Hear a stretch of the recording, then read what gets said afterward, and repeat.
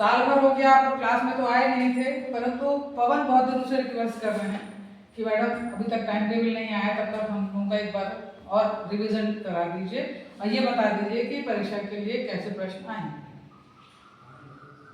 वैसे तो जब कोई एक टीचर पढ़ाता है पूरे सिलेबस को इसलिए खत्म करता है और यह नहीं कि कहीं से भी कोई प्रश्न पूछा जा सकता है। कुल ये 4 यूनिट में है। बीए फर्स्ट ईयर का सेकंड पेपर है भारतीय राष्ट्रीय आंदोलन कोर 2। कल भी मैंने सुभाष चंद्र बोस जी पर एक डाला था, वो इसी के हिसाब से था, यूनिट 3 था। अब इधर आप देखिए, यहाँ का सिलेबस शुरू हो रहा 1857 की क्रांति से, ठीक है। गांधी जी का राजनीति में प्रवेश, फिर राष्ट्रीय आंदोलन आएंगे, चौथा आ रहा है भारत में इस्लामिक आंदोलन का प्रभाव, फिर वही कैबिनेट मिशन और भारत स्वतंत्र होगा 1947 का अधिनियम। अब फिर से अपने पहले यूनिट में आते हैं कि पहला क्वेश्चन क्या बनता है। पहला क्वेश्चन यदि अपन देखें तो बनता है सैनिक विद्रोह की शुरुआत कहां से हुई। आंसर जानने में मिल रहा है अन्य जो हम लोग मूल्यांकन कार्य कर रहे हैं उसमें सैनिक विद्रोह की शुरुआत अमेरिका से हुई। फिर क्या ये मेल करवाना है ना, सैनिक मेल करना बन गया ना, तो मेरा ठीक। सैनिक विद्रोह की शुरुआत कहां से हुई, आप लोग अमेरिका बता रहे हैं। फिर उसके बाद सैनिक विद्रोह में महात्मा गांधी ने भी भाग ले लिया, ठीक है। तो आप ये देखिए कि आप सिलेबस को कैसे कर सकते हैं, ये तो बिल्कुल गलत है। आप लोग मतलब पढ़ने का तरीका क्या है आप लोगों को, मुझे ये समझ में नहीं आ रहा।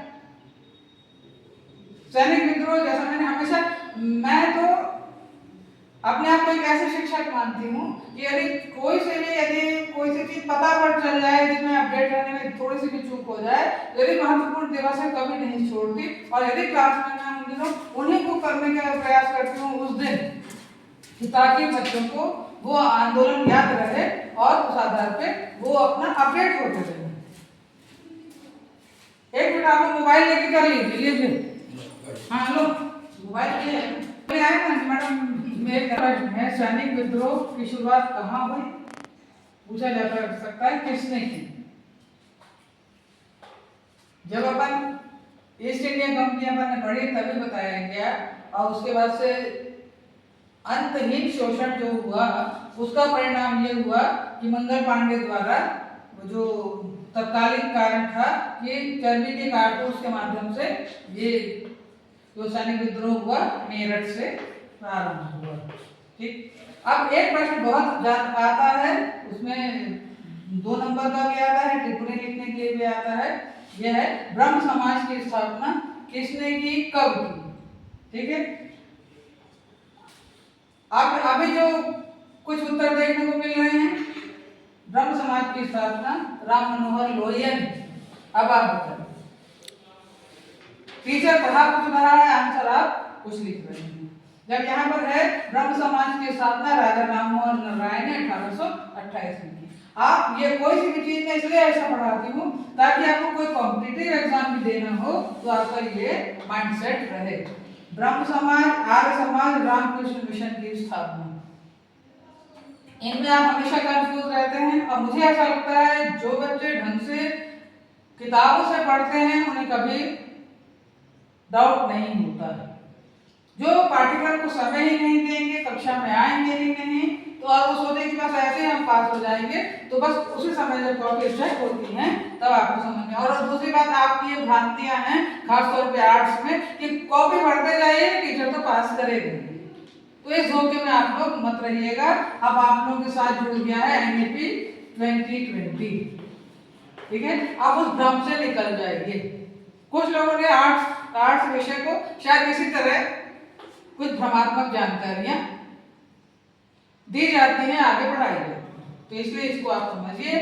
ब्रह्म समाज की स्थापना राजा राममोहन राय ने 1828 में की। अब आया आर्य समाज। यदि आप आर्य समाज को ढंग से पढ़ लेंगे, इधर 1857 की क्रांति के बाद से जो अन्य आंदोलन आ रहे हैं, इसी में है आर्य समाज की स्थापना 1857, 1857 इधर आया 1875 दयानंद सरस्वती। अब दयानंद सरस्वती को यदि अपन पढ़ते हैं तो उसमें आ गया वेदों की ओर लौटो। तो यदि अपन एक टॉपिक को ढंग से पढ़ लेते हैं, या जो टीचर ने पढ़ाया उसे ही रिवाइज कर लीजिए, तो मुझे लगता है कोई भी कंफ्यूजन नहीं होना चाहिए। अब दूसरा देखिए, नेक्स्ट प्रश्न आ रहा है, रामकृष्ण मिशन की स्थापना, अभी मैंने किसने की प्रश्न नहीं है परंतु कब हुआ। अब सबसे पहले तो आपको ये देखना चाहिए कि यहाँ से ब्रह्म समाज से यदि आप चलेंगे तो फिर आएगा 1828, फिर बढ़ते क्रम में 1875, आइए तो 1894, और वो भी कब, जब विवेकानंद के जो गुरु है रामकृष्ण, जो उनकी जब डेथ हो जाती है उसके बाद उन्होंने रामकृष्ण मिशन की स्थापना की। ठीक, तो आज के लिए इसलिए इतना पर्याप्त है, क्योंकि जो मैं नेक्स्ट वीडियो बनाऊंगी या नेक्स्ट क्लास आपकी लूंगी, और मैं आपको बता दूं कोई भी बच्चा क्लास में उपस्थित नहीं है।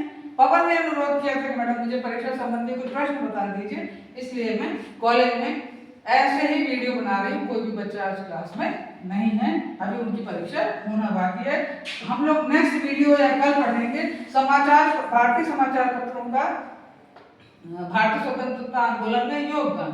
मुनरो जी का कहना है कि एक स्वतंत्र प्रेस और एक जो विदेशी राज्य, वो दोनों साथ साथ नहीं चल सकते। अब जब साथ साथ नहीं चल सकते तो यहीं पर पूरा आ जाएगा। इसी को अपन वापस अभी चलते हैं कि राजा राममोहन राय ने कौन कौन से समाचार पत्र निकाले और अन्य जो सीरीज में आते चले गए, उनके माध्यम से भारत में इसमें स्वतंत्रता आंदोलन का पूरे भाव देखने को मिलते हैं। तो अभी के लिए इतना पर्याप्त है, इसको अपन कल पढ़ते हैं। बहुत बहुत धन्यवाद।